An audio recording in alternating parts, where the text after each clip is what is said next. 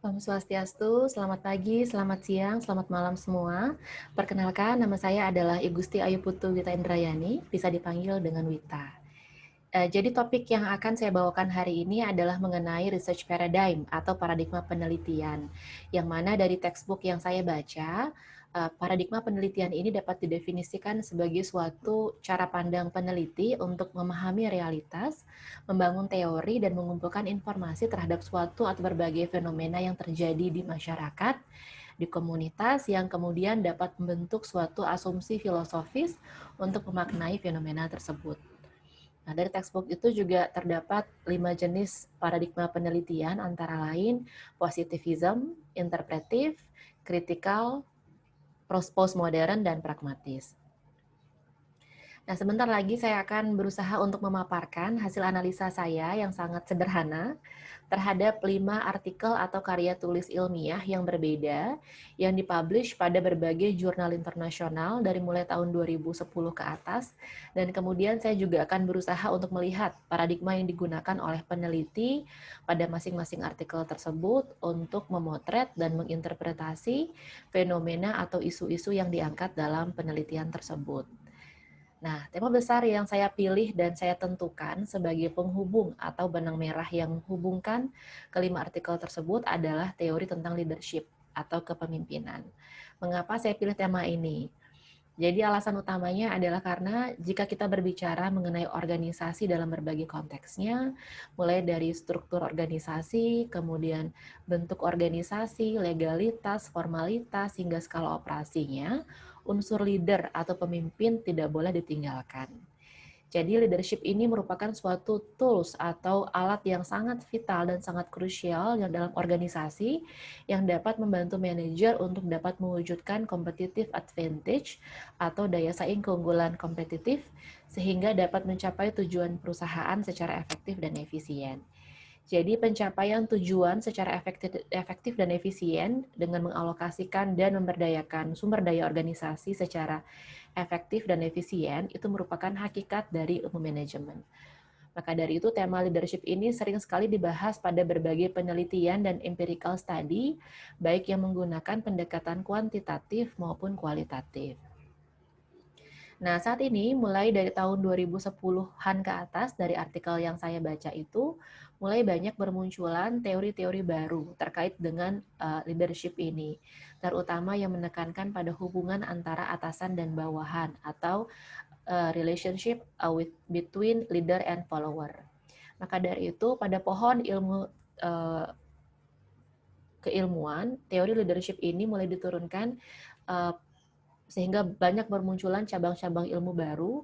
Salah satunya adalah teori leadership yang berbasis pada hubungan antara atasan dan bawahan tadi itu. Nah, ada 4 konsep baru yang menekankan pada hubungan antara atasan dan bawahan. Yang pertama disebut sebagai transformational leadership. Nah, leader-leader atau pemimpin yang mengusung konsep ini, yang transformasional ini dimotivasi oleh tujuan akhir organisasi, sehingga pemimpin akan menginspirasi bawahannya untuk mencapai tujuan-tujuan tersebut dengan menunjukkan sikap yang inspiratif bagi bawahannya. Kemudian konsep yang kedua adalah authentic leadership. Jadi leader yang memiliki kepemimpinan leader otentik ini memiliki outlook atau tampilan yang positif dan memiliki awareness yang sangat tinggi dan dalam terhadap nilai dan perspektif yang dimiliki oleh diri sendiri dan orang lain. Kemudian ada yang disebut sebagai spiritual leadership.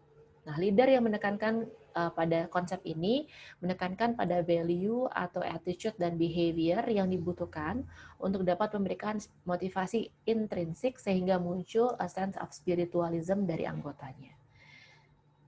Kemudian ada juga yang disebut dengan konsep servant leadership. Jadi konsep ini merupakan konsep leadership yang holistik, yang incorporating atau mengintegrasikan spiritual, moral, service atau pelayanan, serta dimensi-dimensi lain yang berorientasi pada follower atau pengikutnya, sehingga leader yang mengadopsi konsep ini memiliki motivasi untuk melayani, melakukan pendekatan secara persuasif, kemudian sangat peduli terhadap perkembangan bawahannya, sehingga akan berupaya untuk listen, mendengarkan dan berbagi peran dalam decision making proses sehingga akan muncul suatu sense of community yang tinggi dalam organisasi. Sehingga artikel-artikel yang akan dibahas secara lebih detail lagi akan berfokus pada teori servant leadership yang dilihat dari berbagai konteksnya serta paradigma apa yang digunakan oleh peneliti pada masing-masing artikel tersebut. Artikel yang pertama berjudul Servant Leadership, Empowerment Climate and Group Creativity, a Case Study in the Hospitality Industry yang ditulis oleh 3 peneliti dari Spanyol, antara lain bernama Jorge Linuesa Langreo, Pablo Ruiz Palomino, dan Diony Elche. Semoga tidak salah menyebutkan namanya, dan dipublish dalam Journal of Applied Ethics tahun 2016. Nah, secara singkat, artikel ini bercerita mengenai 3 konsep utama, antara lain servant leadership, empowerment, dan group creativity. Konsep pertama yaitu servant leadership. Nah, dalam studi ini dikatakan bahwa leaders yang mengadopsi tipe servant leadership ini dapat dijadikan sebagai panutan atau role model dalam tempat kerja mereka, kemudian dapat juga menjadi representasi atau perwakilan dari elemen-elemen kunci atau esensial yang dapat dipergunakan untuk mencapai tujuan-tujuan dari kelompok kerja. Nah, teori-teori baru terkait dengan leadership yang efektif ini menekankan kepada pentingnya kita mendengarkan, mengapresiasi, menghargai, serta memberikan value, serta memotivasi karyawan atau bawahannya. Servant leadership dalam studi ini mengedepankan pelayanan kepada sesama atau orang lain yang dalam konteks studi ini dikatakan bawahan atau karyawannya. Jadi service ini dimaksudkan adalah perhatian yang terus-menerus, continuous, dan bersikap ramah terhadap kebutuhan karyawan-karyawannya, serta mendorong karyawan mereka untuk bisa membangun masa depan yang lebih baik lagi. Konsep yang kedua yang diangkat dalam studi ini antara lain empowerment atau pemberdayaan. Jadi dalam studi ini dikatakan bahwa empowerment itu dilihat sebagai suatu mekanisme yang sangat powerful untuk dapat meningkatkan keterlibatan dan komitmen karyawan, serta membantu organisasi untuk bisa menjadi lebih kompetitif dan lebih responsif terhadap segala bentuk perubahan yang terjadi di dunia luar.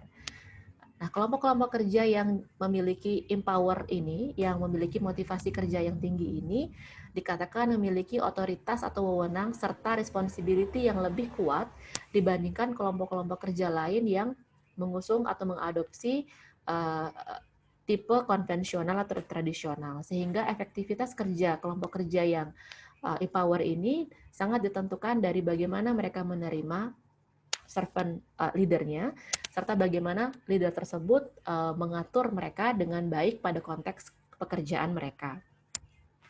Nah, saat ini tekanan untuk menemukan model bisnis baru dalam lingkungan kerja yang dinamis dan penuh ketidakpastian mengharuskan manajer untuk menyesuaikan struktur tenaga kerja yang secara tradisional telah dikonfigurasi di sekitar karyawan. Misalnya dengan memperkenalkan desain kerja yang baru yang berorientasi pada perubahan atau berbasis pada kelompok. Nah, pada tingkatan kelompok atau grup, kreativitas merupakan suatu fungsi dari proses kelompok yang dapat melibatkan pengembangan dari pertukaran informasi serta pengetahuan, partisipasi dalam decision making proses, serta manajemen konflik dalam konteks yang efektif, serta pengembangan dari keterlibatan atau keterampilan yang dimiliki oleh anggota organisasi. Aspek-aspek ini secara mudah dapat dipromot atau dapat ditingkatkan melalui aplikasi servant leadership. Karena tipe leadership ini biasanya juga dikatakan participative leadership, karena bisa memberikan encouragement atau motivasi kepada pengikutnya untuk bisa bertumbuh secara intelijen dan menjadi lebih kreatif serta dapat memberikan pelayanan yang baik pada orang-orang. Nah, faktanya pemberdayaan kelompok kerja pada beberapa organisasi dan sektor sangat penting untuk pengembangan tujuan dan juga untuk meningkatkan daya saing global.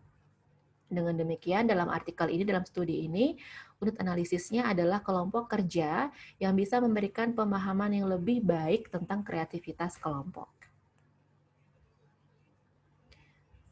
Berikut adalah research framework-nya. Jadi, rumusan permasalahan dalam penelitian ini adalah melihat pengaruh antara servant leadership dengan empowerment climate dan group creativity yang masing-masing diterjemahkan lewat hipotesis penelitian yang berbeda-beda. Nah, untuk bisa melakukan atau mencapai tujuan tersebut, maka dilakukanlah pendekatan case study atau studi kasus pada satu hotel yang terletak di Cuenca, suatu kota klasik yang berada di Spanyol. Studi kasus ini dilakukan pada hotel yang memiliki sejarah lebih dari 50 tahun dan dapat dianggap sebagai perusahaan akomodasi yang simbolik karena sudah lama berdirinya. Struktur hotel dibentuk oleh 4 kelompok kerja, antara lain satu yang kelompok kerja di dapur atau kitchen, kemudian restoran, resepsionis, dan room service atau layanan kamar yang masing-masing dipimpin oleh pengawas atau supervisor yang berbeda-beda. Nah, rata-rata usia karyawan yang bekerja pada hotel ini kurang lebih 35 tahun dan merupakan angkatan kerja yang produktif karena masih sangat muda dan dinamis. Nah, untuk bisa mengumpulkan data, dilakukanlah pendekatan kuesioner dan interview semi terstruktur. Dengan melakukan beberapa teknik pengumpulan data yang berbeda-beda, ini merupakan suatu cara peneliti untuk bisa melakukan triangulasi data sehingga penelitian atau hasilnya dapat lebih muncul dengan lebih valid dan efektif. Organisasi harus mempertimbangkan servant leadership sebagai gaya kepemimpinan yang optimal untuk membangun dan membina kelompok kerja yang efektif.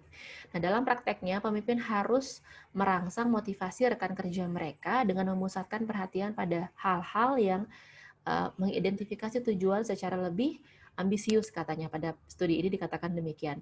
Kemudian dapat juga menggambarkan visi dengan ideal, kemudian personalizing kebutuhan rekan kerja mereka agar mereka merasa bahwa pemimpin dan organisasi mempertimbangkannya dengan baik. Jadi dengan demikian, secara teori diharapkan bahwa segala upaya-upaya tersebut dapat berdampak positif terhadap organisasi secara keseluruhan.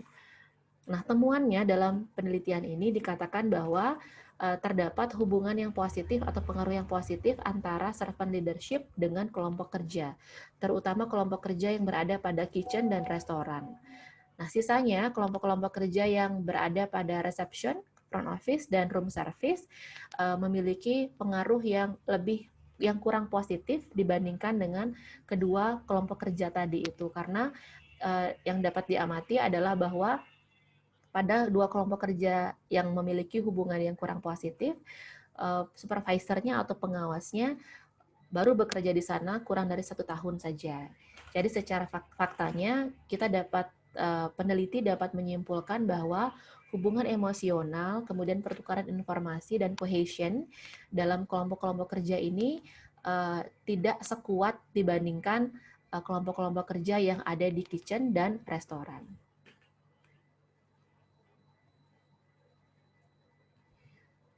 Nah, dari beberapa hal-hal yang dipaparkan tadi itu, mulai dari teknik analisa yang dipergunakan, kemudian pendekatan case study, dan pendekatan kuantitatif untuk bisa menganalisa datanya, maka saya memiliki kesimpulan bahwa artikel pertama tadi itu memiliki paradigma positivism.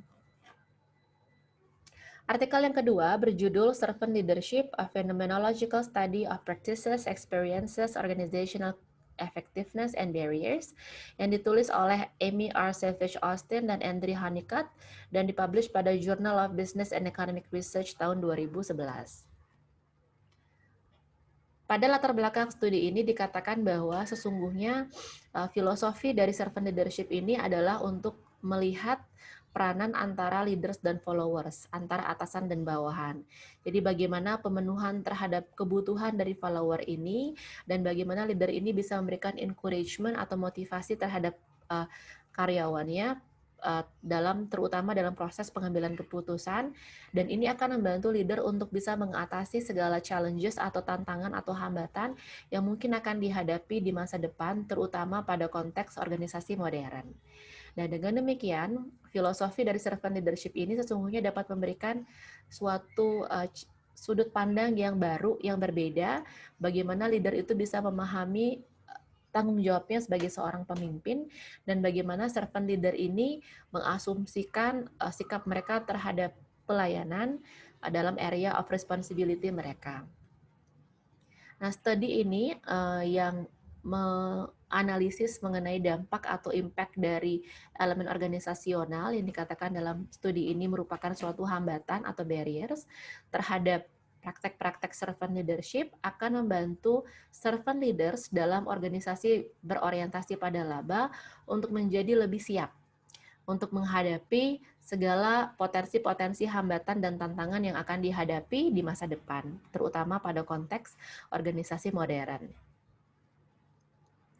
Maka dari itu, penelitian ini, rumusan masalah dalam penelitian ini diformulasikan sebagai berikut. Research question yang pertama adalah, apa saja praktek dan pengalaman yang praktek dan pengalaman servant leadership pada business leaders dalam organisasi mereka. Kemudian research questions yang kedua adalah bagaimana business leaders ini menghubungkan antara praktek-praktek servant leadership dengan efektivitas organisasional dalam praktek organisasi mereka. Kemudian research questions yang ketiga adalah bagaimana atau apa yang dipersepsikan oleh business leaders ini sebagai elemen-elemen organisasional atau hambatan yang dapat menghalangi terbentuknya praktek-praktek servant leadership dan apa impact atau dampak dari elemen yang dipersepsikan ini terhadap kemampuan atau abilitas leaders ini untuk bisa mempraktekkan servant leadership pada organisasi mereka.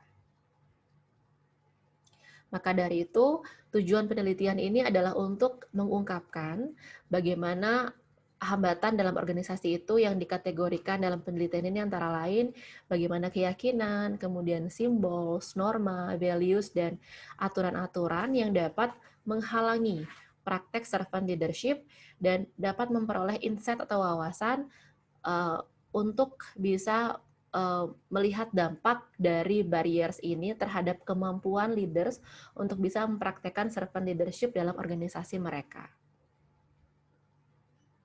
Nah, untuk bisa menjawab tujuan tersebut, maka metodologi yang dipergunakan dalam research ini adalah phenomenological study dengan pendekatan kualitatif dan teknik pengumpulan data mempergunakan interview atau wawancara.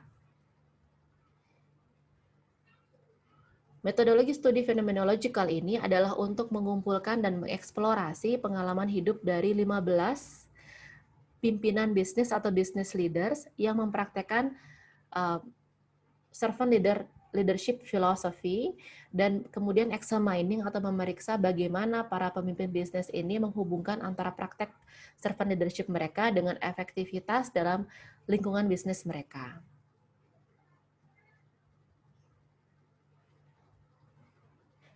Nah, sebuah studi kualitatif tadi, phenomenological study tadi, dilakukan untuk memahami pengalaman, hambatan, dan hubungan dengan hasil organisasi dari eksekutif bisnis atau business leaders yang mempraktekkan servant leadership ini. Maka dari itu, dari berbagai macam metode yang dipergunakan, muncullah results ini. Hasil atau temuan dari studi ini dikatakan bahwa ada 3 temuannya. Yang pertama adalah praktek servant leadership sangatlah mempengaruhi sifat organisasi. Penelitian menunjukkan bahwa sesuatu yang sederhana seperti berkomunikasi secara terbuka dengan orang lain memungkinkan terciptanya kepercayaan atau trust. Kemudian ada knowledge sharing atau information sharing dan peningkatan loyalitas antara pemimpin dan anggota organisasi. Kemudian yang kedua, temuan yang kedua adalah para leader yang mempraktekkan kepemimpinan yang servant ini atau servant leadership ini masih mengalami kesulitan dalam meyakinkan orang-orang lain tentang kelangsungan dan keefektivitas filosofi servant leadership ini. Hambatan yang paling umum terhadap praktek-praktek servant leadership ini adalah budaya organisasi, kemudian ketakutan terhadap perubahan akibat dari kurangnya kehadiran dari servant leaders yang lain dalam organisasi, kemudian kurangnya pengetahuan terkait dengan filosofi dari servant leadership ini dan praktek-praktek yang mungkin dapat dilakukan. Kemudian tambahan barriers atau tambahan hambatan yang dapat menghalangi pemimpin dalam mempraktekkan servant leadership ini dalam organisasi, antara lain kurangnya confidence atau kepercayaan diri dalam efektivitas dari filosofi servant leadership ini, kemudian dari segi waktu dan paradigma yang diambil, terkait dengan tipe bisnis yang dapat membantu mendukung terjadinya praktek servant leadership ini dalam sebuah organisasi. Kemudian temuan yang ketiga adalah servant leaders atau pimpinan yang mengadopsi tipe ini yang bekerja pada lingkungan yang sesungguhnya tidak mendukung praktek ini akan kehilangan kesempatan untuk secara penuh mengembangkan dan mengajari bawahan mereka. Temuan ini juga mendukung conclusions yang ada sebelumnya bahwa elemen-elemen organisasional atau barriers yang ada membuat leaders ini sulit untuk bisa mengaplikasikan servant leadership philosophy untuk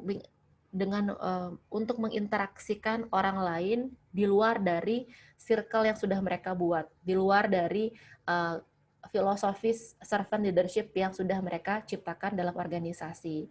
Maka dari itu, dari hasil-hasil yang telah dipaparkan sebelumnya, saya memiliki asumsi bahwa penelitian tersebut memiliki paradigma interpretif karena satu, dia mempergunakan monomethod saja, hanya mempergunakan metode kualitatif dengan pendekatan wawancara. Artikel yang ketiga berjudul Are Women Business Owners Authentic Servant Leaders yang ditulis oleh dua orang peneliti yang bernama Cynthia Mignon Sims dan Lonnie R. Morris. Dan artikel ini dipublish pada Gender Management and International Journal di tahun 2018. Jadi artikel atau karya tulis ilmiah tersebut berangkat dari suatu fenomena atau suatu pemahaman bahwa founder bisnis wanita dapat memberikan kesempatan untuk menentukan karakteristik leadership mereka yang unik. Kenapa unik? Karena dilakukan oleh wanita dengan cara-cara yang berbeda dengan para pemimpin pria, katanya dalam penelitian ini. Nah, memulai bisnis mungkin menjadi cara yang baik bagi pemilik bisnis wanita ini untuk menjadi authentic, menjadi lebih asli, original, tidak dibuat-buat, dan dapat menciptakan bisnis yang lebih berpusat kepada manusia atau people-centered business. Nah, atribut integratif gender servant leadership di mana perilaku agen dan komunal dihargai mungkin lebih kongruen dan mencerminkan perilaku kepemimpinan pengusaha yang diperform oleh perempuan-perempuan ini atau wanita-wanita ini. Nah, baru-baru ini motivasi cinta welas asih yang kalau misalnya saya bisa berikan demikian terjemahannya, tapi sesungguhnya terminologi yang tepat adalah compassionate love. Jadi compassionate love itu saya terjemahkan menjadi cinta welas asih. Jadi cinta welas asih ini diteorikan sebagai antecedent atau impact atau dampak dari servant leadership dan dikatakan ada dalam hubungannya dengan authenticity yang ditunjukkan oleh business owner perempuan ini. Nah, dengan demikian tujuan dari penelitian ini adalah untuk menginvestigasi, untuk mengeksplorasi lebih dalam bagaimana compassionate love ini atau cinta welas asih ini, kemudian otentisitas atau authenticity dan servant leadership, dan menentukan apakah mereka ada dalam perilaku kepemimpinan yang ditunjukkan oleh business owner perempuan. Nah, untuk mencapai tujuan tersebut, maka di sini saya mencoba untuk memaparkan dengan lebih secara brief apa saja desain atau pendekatan yang dilakukan oleh peneliti dalam penelitian ini, kemudian temuannya apa saja, kemudian batasan-batasan yang ditunjukkan oleh penelitian ini apa saja, sampai akhirnya apa saja implikasi praktis yang dipropos oleh peneliti dalam penelitian ini. Dimulai dari desain atau pendekatan yang dilakukan dalam penelitian ini. Nah, studi penelitian kualitatif ini menggunakan analisis konten sumatif atau summative content analysis yang dilakukan melalui wawancara telepon terhadap 12 business owner wanita yang bisnisnya adalah bergerak di bidang perusahaan jasa profesional yang berlokasi di 4 negara bagian di Amerika Serikat. Jadi studi ini dilakukan untuk melihat atau menentukan apakah motivasi, kemudian sifat dan perilaku wanita ini konsisten dengan model business owners yang dikatakan tadi itu dalam teori cenderung atau memiliki tendensi melakukan leadership style dengan cinta dan penuh welas asih atau memiliki sikap compassionate love. Dan apakah keasliannya authenticity-nya berlandasan pada servant leadership. Jadi tema-tema yang muncul dari penelitian ini adalah agensi, panggilan atau calling, kerendahan hati, kepercayaan, rasa hormat, pengembangan diri, penatalayaan atau istilah aslinya adalah stewardshipness, kemudian authenticity sendiri, dan pemberian arahan. Nah, studi ini mengungkapkan dukungan untuk beberapa karakteristik yang terkait dengan servant leader yang memimpin organisasi dengan cinta yang penuh ulas asih. Jadi bagaimana dua karakteristik ini antara servant leadership dengan compassionate love saling bersinergi, kemudian menjadi suatu keunikan dari penelitian ini. Nah, hasilnya adalah analisa yang dilakukan oleh para peneliti di sini menunjukkan bahwa 12 business owners yang menjadi informan atau menjadi partisipan dalam penelitian ini menunjukkan orientasi autentisitas atau authenticity yang sangat kuat ketika mereka menunjukkan gaya kepemimpinan servant leadership yang dikombinasikan dengan compassionate love dalam organisasi mereka. Namun sayangnya dalam penelitian ini dikatakan bahwa hasil penelitian atau temuan tidak dapat digeneralisasi di luar 4 negara bagian Amerika Serikat yang disebutkan tadi itu. Karena ketika berbicara mengenai wilayah yang berbeda, maka karakteristik bisnisnya juga akan berbeda, kemudian pelakunya juga akan berbeda. Maka dari itu tidak cocok untuk diaplikasikan di 4 negara bagian di luar 4 negara bagian yang menjadi alokasi dari penelitian ini. Kemudian implikasinya adalah secara praktis penelitian di masa depan sebaiknya membangun model servant leadership yang terintegrasi atau integrated atau penuh, khususnya bagi pemilik bisnis perempuan dan dilakukan pada kelompok bisnis yang lebih besar. Karena untuk penelitian ini hanya dilakukan terhadap 12 orang wanita saja, tapi akan lebih baik apabila kelompok studinya diperluas sehingga hasilnya dapat dilakukan dapat diberlaku secara lebih massal, lebih luas di luar 4 negara bagian Amerika yang disebutkan tadi itu. Kemudian selain itu, semakin integratif gaya kepemimpinan yang dilakukan oleh wanita-wanita pemilik bisnis ini, bagaimana mereka mengkolaborasikan antara compassionate love dengan servant leadership ini, maka hal ini menjadi suatu hal yang menguntungkan bagi pemilik bisnis wanita untuk dapat dipekerjakan sebagai business leaders untuk organisasi-organisasi di masa depan. Jadi dari beberapa hasil atau beberapa informasi yang dipaparkan tadi itu, satu misalnya adalah dia menggunakan teknik kualitatif, kemudian dia fokusnya adalah pada wanita, perannya dia sebagai wanita pada bisnis atau industri bisnis, maka saya berpendapat bahwa artikel tadi itu memiliki paradigma kritikal atau critical paradigm dan lebih fokus kepada feminism. Artikel yang keempat berjudul Servant Leadership and Conflict Resolution, a Qualitative Study, yang ditulis oleh peneliti yang berasal dari India. Ini namanya cukup panjang, namanya adalah Ravinder Jitchandra Shekhar Sharma Minakawatra, dan artikel ini dipublish pada International Journal of Conflict Management tahun 2016, volume 27, issue 4.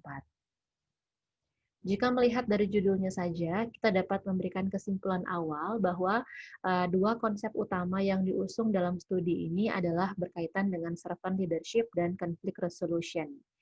Nah, dalam studi ini peneliti mengatakan bahwa individu yang berbeda dapat memiliki kebebasan atau kesempatan untuk memilih bagaimana gaya mereka, bagaimana pendekatan mereka untuk bisa manage konflik yang terjadi dalam organisasi secara berbeda-beda, dan hal ini tergantung dari kepribadian mereka, personality, kemudian apa yang mereka yakini, value atau nilai, orientasi perilaku, serta banyak faktor kontekstual lainnya yang beragam. Nah, seorang peneliti yang bernama Galtung mempercayai bahwa konflik dapat diatasi melalui cara-cara yang peace, cara-cara yang damai, yang dapat dikonkretkan melalui pendekatan servant leaders ini, bagaimana mereka mengelola konflik yang terjadi dalam suatu organisasi atau perusahaan dalam skala besar, kecil, atau menengah. Dalam studi ini diasumsikan bahwa servant leaders atau pemimpin yang mengadopsi servant leadership ini di mana mereka memiliki, di mana dalam konsep ini ada komponen-komponen yang saling berkaitan, misalnya leaders ini memiliki tendensi untuk lebih sering mendengarkan, kemudian memberikan service kepada bawahannya, service dalam hal yang positif, kemudian bagaimana mereka melakukan pendekatan secara persuasif, tidak memaksa, appreciation atau memberikan penghargaan kepada karyawan yang patut mendapatkannya. Kemudian ada healing ketika karyawan membutuhkan sesuatu untuk dukungan moral dan non finansial yang berkaitan dengan pekerjaan mereka. Leader ada untuk membantu mereka. Dan juga integritas. Jadi hal-hal ini dapat disinergiskan bersama dan dapat diadopsi untuk mengelola konflik-konflik yang terjadi dalam organisasi, sehingga situasi kerja, situasi dalam organisasi akan menjadi lebih aman, lebih damai, lebih persuasif, dan lebih humanis daripada cara-cara yang dilakukan untuk manajemen konflik ini pada literatur-literatur yang diteorikan pada konvensional literatur.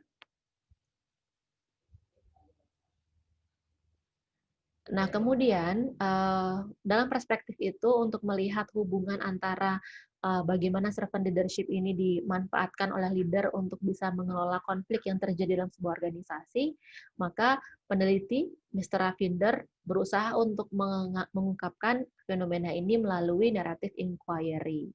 Nah, narrative inquiry ini, metode ini sering sekali digunakan di lapangan dengan mempergunakan cerita, dengan storytelling. Kemudian conversation, percakapan, wawancara, kemudian menggali life experience atau pengalaman hidup dari orang-orang yang dijadikan sebagai informan, kemudian ada catatan lapangan, ada jurnal, autobiografi, foto, dan lain-lain yang dipergunakan sebagai sumber data. Nah, tujuannya adalah untuk mendiscover, untuk menemukan nilai dan perspektif yang lebih dalam dari servant leaders itu ketika mereka berinteraksi dengan bawahannya dalam konteks situasi konflik. Nah, kemudian untuk bisa menemukan jawaban atas pertanyaan tersebut, dilakukanlah teknik pengumpulan data mempergunakan wawancara semi terstruktur.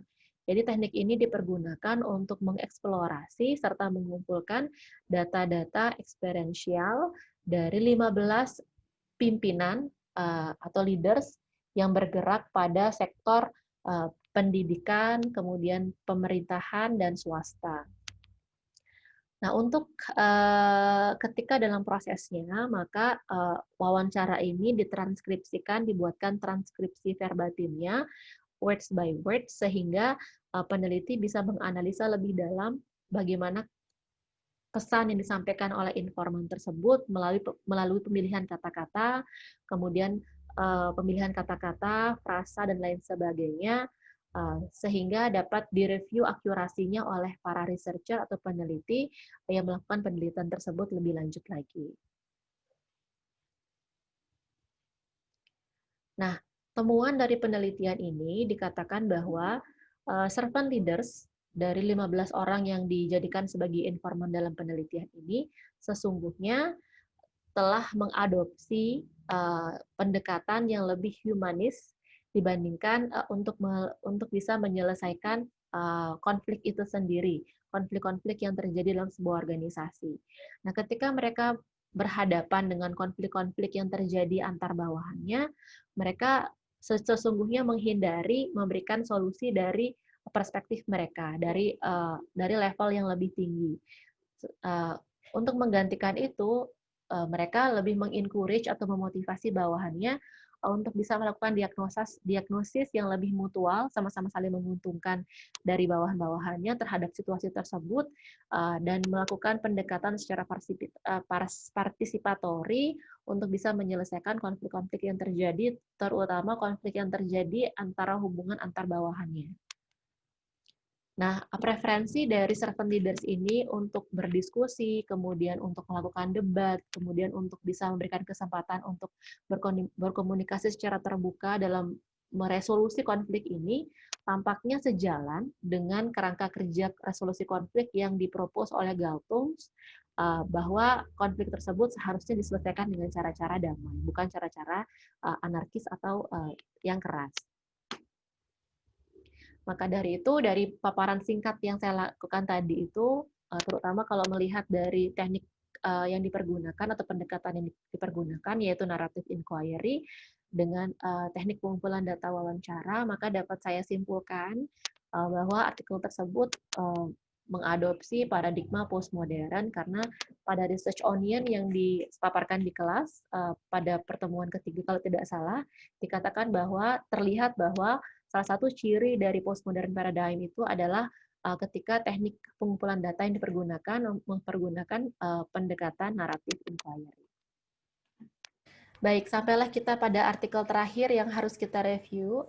Jadi artikel kelima ini yang juga menandai artikel terakhir yang saya review berjudul Antecedents of Servant Leadership, a Mixed Method Study, yang ditulis oleh Curtis D. Beck dan dipublish pada Journal of Leadership and Organizational Studies tahun 2014, volume 2, issue 3.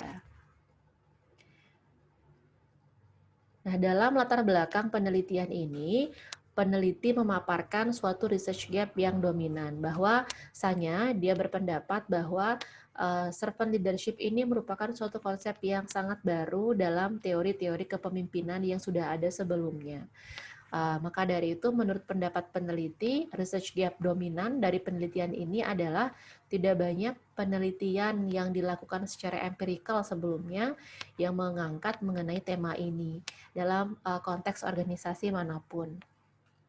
Yang dia lihat adalah banyaknya literatur atau buku yang membahas mengenai servant leadership. Namun ketika dibaca lebih detail lagi, ternyata literatur tersebut informasi-informasi yang berada di dalamnya yang terkait dengan servant leadership ini sesungguhnya menurut dia tidak jelas gitu ya. Terlalu banyak hal-hal yang butuh klarifikasi lebih lanjut lagi dan terkesan ngambang. Kemudian ada juga beberapa informasi yang terkesan ambigu dan kontradiktif dengan yang sudah ada sebelumnya dan kebanyakan bersifat anekdot begitu. Maka dari itu penelitian yang dilakukan oleh Curtis D. Beck ini berusaha untuk melihat atau mengidentifikasi bagaimana sebenarnya manajer dan akademis itu dalam organisasi, kita bicara organisasi, memahami dan mengaplikasikan konsep servant leadership ini dalam organisasi mereka.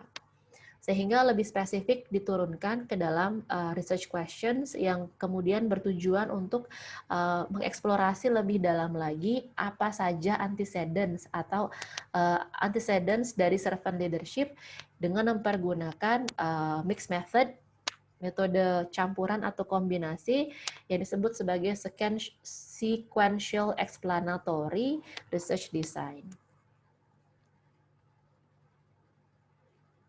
Nah, untuk bisa menjawab pertanyaan tersebut, untuk bisa menemukan antecedents atau hal-hal yang yang bisa menjadi akibat dari servant leadership ini, maka dilakukan pendekatan dalam perspektif kualitatif dan kuantitatif. Jadi pertama yang dilakukan dalam tahap 1, peneliti melakukan tahap 1 yaitu quantitative method, di mana peneliti melakukan survei data terhadap 499 leaders yang berada pada program-program pimpinan komunitas dan kemudian juga mensurvei 630 raters dengan mempergunakan servant leadership questionnaires. Jadi item pertanyaan tersebut merupakan item pertanyaan yang diadopsi dan diadaptasi dari servant leadership questionnaire, sehingga dari segi validitas dan reliabilitas datanya sudah tidak sudah tidak difikirkan lagi atau tidak dipermasalahkan lagi. Kemudian metode kedua, setelah tahap tersebut selesai, peneliti berusaha untuk menjelaskan atau memaparkan melalui interview dalam atau in-depth interview terhadap 12 orang pemimpin terpilih dari 499 leader yang sudah berpartisipasi dalam fase 1 sebelumnya, untuk kemudian ditanyakan mengenai hal-hal yang berhubungan dengan servant leadership ini. Nah, hasilnya singkatnya bahwa ada 5 temuan yang muncul dari penelitian ini. Temuan yang pertama dari segi time frame atau dari segi waktu. Dalam penelitian ini dikatakan bahwa semakin lama leader tersebut berada pada pucuk kepemimpinan dalam sebuah organisasi, maka leader ini akan lebih menunjukkan perilaku servant leadership lebih sering dan lebih intens dibandingkan dengan leader yang baru saja menduduki jabatan tertentu, jabatan puncak perusahaan dalam jangka waktu yang pendek. Jadi intinya adalah semakin lama leader berada pada pucuk kepemimpinan, semakin lama dia sudah merasakan atau experiencing leader itu dalam dirinya sendiri, maka akan semakin sering servant behaviors muncul dalam keseharian dia memimpin organisasi. Kemudian findings yang kedua atau temuan yang kedua adalah, karena ini kita bicara mengenai pimpinan yang berpartisipasi dalam, jadi respondennya adalah semua pimpinan yang berpartisipasi dalam program pimpinan komunitas. Jadi pimpinan tersebut yang volunteer, yang sukarela, bersukarela setidaknya 1 jam setiap minggunya akan memiliki perilaku servant behaviors yang lebih besar ketimbang dengan leader-leader lain yang tidak volunteer. Artinya dia tidak melaksanakan aktivitasnya secara sukarela, tapi ada jadwalnya yang mesti dia ikuti begitu. Jadi motivasi tersebut tidak muncul dari dirinya sendiri, tapi motivasi untuk servant leadership ini di-provoke atau pertajam dari unsur-unsur ekstrinsik dari luar dirinya sendiri. Kemudian temuan yang ketiga adalah bagaimana seorang leader yang mengadopsi konsep servant leadership ini dapat mempengaruhi orang lain. Orang lain itu entah apakah bawahannya kah, atau koleganya kah, atau atasannya kah. Jadi influence ini, pengaruh ini dapat diperkuat melalui membangun kepercayaan dengan orang tersebut. Jadi semakin percaya, semakin tumbuh kepercayaan di antara 2 orang ini atau lebih, maka servant leadership ini akan semakin berpengaruh terhadap orang tersebut. Kemudian temuan yang keempat yang buat saya juga sangat menarik adalah bahwa servant leadership ini ternyata memiliki hubungan yang sangat erat dengan altruistic mindset atau altruism behavior. Altruism behavior ini saya sempat cari informasinya adalah bagaimana seseorang itu, tidak melihat apakah dia pemimpin atau tidak pemimpin, bagaimana seseorang itu bisa memiliki perilaku atau behavior di mana dia mengedepankan kepentingan kelompok dibandingkan kepentingan diri sendiri. Jadi servant leadership ini dapat menunjukkan hal itu. Jadi dengan dia berperilaku secara holistik melalui perspektif servant leadership, di mana kita ketahui bahwa servant leadership ini merupakan suatu konsep kepemimpinan yang holistik, yang mengintegrasikan atau incorporating sangat banyak variabel-variabel yang sangat baik dari leadership teori terdahulu yang kemudian ditunjukkan lewat dirinya sendiri. Maka dari itu pemimpin-pemimpin yang memiliki karakteristik servant leadership ini otomatis akan menunjukkan altruistic mindset. Artinya dia akan selalu mengedepankan kepentingan orang lain dibandingkan kepentingannya diri sendiri. Kemudian yang terakhir adalah temuan yang kelima adalah Setelah data dikumpulkan melalui proses wawancara, jadi wawancara terhadap 12 orang terpilih dari 499 leader sebelumnya pada tahap 1, menjadi lebih jelas bahwa leader-leader yang menjadi eksemplar atau menjadi percontohan dalam penelitian ini telah memproses experience mereka, telah memproses pengalaman yang mereka dapatkan dari hidup-hidup mereka, life experience mereka itu diproses, kemudian ditransformasi dan di-deliver kepada bawahannya menjadi beberapa bentuk-bentuk. Misalnya bentuknya adalah bagaimana dia berperan sebagai mentor, jadi the role of mentor. Kemudian bagaimana dia merefleksikan nilai dalam dirinya sendiri kepada karyawannya. Kemudian bagaimana dia sadar akan value yang sebaiknya dia miliki dan value yang juga sebaiknya dimiliki oleh karyawan. Di sana muncul terminologi self awareness dan self-efficacy.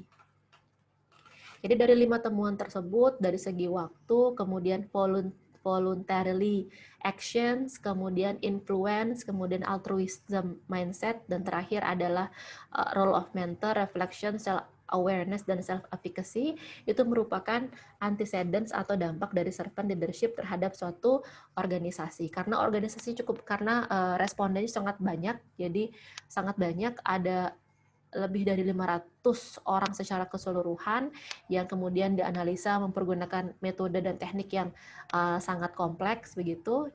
Kemudian tools-nya atau instrumennya juga untuk mengukur sangat baik. Maka dari itu dapat saya simpulkan bahwa artikel di atas itu mengadopsi paradigma pragmatism karena mengadopsi atau mempergunakan metode kuantitatif dan kualitatif. Baik, demikianlah hasil presentasi saya terkait dengan paparan 5 jenis artikel yang berbeda tapi bahasannya sama, yaitu mengenai servant leadership. Karena tugasnya tidak hanya mencari artikel yang berbeda dan mengangkat isu yang sama, kemudian dilihat paradigma yang dipergunakan, tapi juga diminta untuk memilih artikel mana yang sesuai dengan karakteristik kita. Kalau boleh saya pilih, saya memilih artikel terakhir. Kenapa saya pilih artikel terakhir? Jadi artikel terakhir itu berjudul Antecedents of Servant Leadership, a Mixed Method Study. Jadi di sana tujuannya adalah untuk mencari antecedents dari servant leadership dalam konteks penelitian sosial. Kenapa saya menyukai artikel ini? Satu, karena dia mempergunakan ruang lingkup yang sangat besar. Jadi ruang lingkup yang dipergunakan ini adalah 499 leaders yang memimpin program-program komunitas yang berada di masyarakat. Kemudian selain itu responden sangat banyak. Kemudian instrumen yang dipergunakan juga sangat valid karena berdasarkan dari measurement tools atau instrumen penelitian yang telah diuji coba, istilahnya sudah dibanting, sudah diobrak-abrik oleh peneliti sebelumnya, sehingga ketika diterapkan dalam penelitian ini sudah sangat valid dan tidak banyak yang perlu dilakukan lagi untuk bisa membuat research instrumen ini applicable terhadap responden yang diteliti gitu. Jadi itu dua alasan yang kedua. Pertama alasannya karena melibatkan banyak partisipan, melibatkan banyak responden. Kemudian kedua instrumennya juga menurut saya sangat reliable dan sangat valid. Kemudian alasan yang ketiga karena mempergunakan pendekatan kuantitatif dan kualitatif. Jadi menurut saya ketika penelitian tersebut dilakukan secara kualitatif dan kuantitatif, artinya kita melihat dari kacamata yang berbeda-beda, tidak hanya melihat dari pendekatan kuantitatif atau kualitatif saja, tapi melihat bagaimana menyeimbangkan kedua perspektif ini. Saya rasa ini akan dapat memunculkan suatu perspektif yang sangat tajam begitu ya, sangat tajam karena ada banyak teknik yang terlibat di dalamnya. Kemudian dari besarnya responden juga demikian. Maka dari itu saya berharap semoga nanti bisa membuat penelitian serupa. Masih berharap saja semoga dapat dikerjakan dengan baik karena tantangannya saya pikir untuk melakukan penelitian seperti ini, satu dia membutuhkan waktu, investasi waktu yang sangat panjang.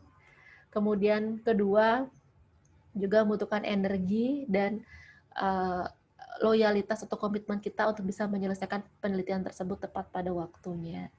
Jadi semoga apa yang saya harapkan dapat tercapai, dan kalau boleh memberikan kesan terhadap tugas kali ini, tugasnya sangat challenging karena tugasnya tidak hanya mencari satu artikel, tapi 5 artikel, tapi mengusung konsep atau paradigma yang berbeda. Jadi tantangannya adalah satu, mencari artikelnya juga lumayan butuh waktu. Yang kemudian yang nomor dua, alasannya kenapa ini menantang adalah banyak keraguan-raguan ketika kita menganalisa, saya terutama menganalisa artikel tersebut. Benarkah yang saya pikirkan? Benarkah ini artikel ini memiliki paradigma A, paradigma B, dan paradigma C? Tapi saya rasa yang dapat saya ambil dari tugas kali ini adalah satu, kita pasti harus lebih banyak baca. Tidak hanya dari satu referensi saja yang dibagikan di kelas, tapi juga dari referensi-referensi lainnya untuk bisa memperkaya pemahaman kita terhadap suatu hal. Dan semakin banyak membaca, semakin bingung, semakin ragu-ragu. Tapi yang pasti akan semakin banyak informasi yang didapatkan dari bacaan yang sangat wide variety-nya itu. Baik, itu saja yang dapat saya sampaikan. Terima kasih banyak atas kesempatannya untuk bisa belajar pada tugas kali ini. Semoga tugas berikutnya dapat dikerjakan dengan lebih baik lagi. Terima kasih atas perhatiannya. Selamat siang. Om Santi Santi Santi Om.